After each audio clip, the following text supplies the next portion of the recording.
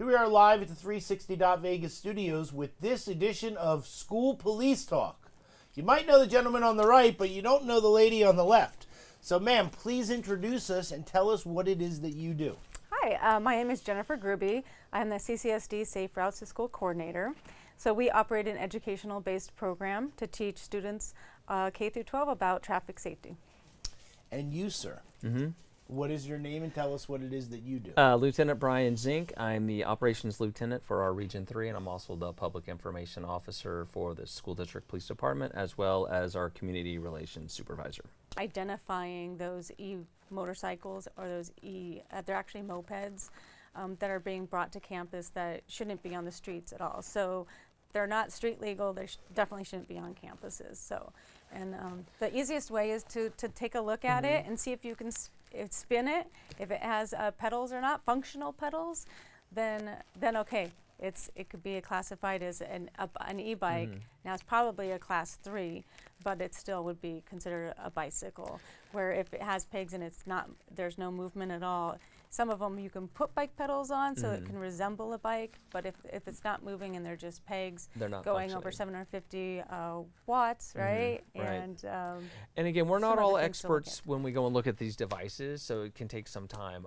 But another thing I want to remind everybody too, that we do have a lot of kids who ride what you would consider like a Vespa or moped, that kind of what we used to call scooters, which are street legal, which have pegs, which have turn signals, headlight, and they have been registered, meaning they have a license plate on them, and they have to wear a helmet. So we don't want those people to think that this is what we're talking about, because those are completely legal, and those are typically parked where kids will park motorcycles on campus.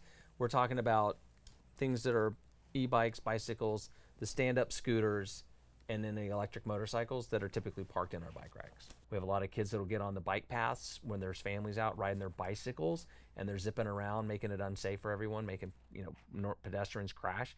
So a lot of municipalities are outlawing these things because people they're not being responsible, they're not being good pedestrians like the rest of us. And then the problem is the speed. Parents just don't understand how fast these things can go. I talked to one parent whose kid had an accident on one, and I said, well, did you try it out? And they're like, no, why would I? I'm like, you don't understand basically what you're giving. You've basically given your kid a motorcycle that's not street legal. But it's a toy, it's battery operated. It's like, it doesn't matter. You've got to know what you give your kids. You got to look at those warning labels that come along with it and just understand what you're giving them. Because again, I think we all get a little bit nervous as we enter these holiday seasons, because we know that there's going to be a lot of kids getting hurt. Some of them have settings that you can control. So for example, if there's a class 3 e-bike that goes up to top speeds of, let's say, 28, well, you can get the app and you can get there and change the speed settings. Which I'm sure every kid does, because that's what they do. Right? Well, I think it's supposed to be for the parent to dial it down, but I think the kids are probably getting the app too and then dialing it back up. Yeah. Not that they could, not that they would from do state to state, but I'd say for the most part. Yeah, 100%. Let's look right here, and then we'll wave goodbye, okay? All right, see you later. Thanks, Neil.